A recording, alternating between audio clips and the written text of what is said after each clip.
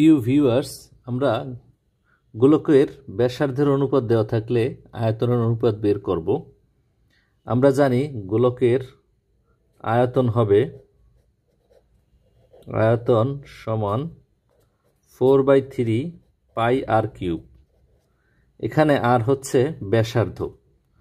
তো প্রশ্ন একে বলা আছে দুইটি গোলকের ব্যাসার্ধের অনুপাত 3:2, তাদের আয়তনের অনুপাত কত হবে?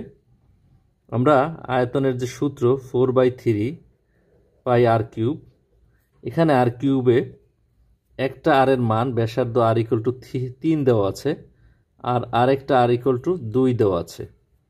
আমরা প্রথমে আর ইকুয়াল টু 3 বসাবো। 3 কিউব মানে হচ্ছে 27।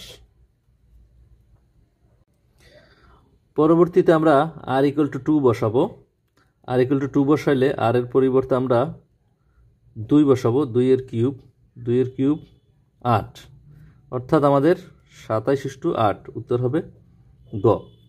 অনুরূপভাবে প্রশ্ন 2 এ বলা আছে গোলকের ব্যাসার্ধের অনুপাত আর ইকুয়াল টু, একটা বলা আছে 4 আর একটা বলা আছে আর ইকুয়াল টু 3, তাদের আয়তনের অনুপাত কত হবে?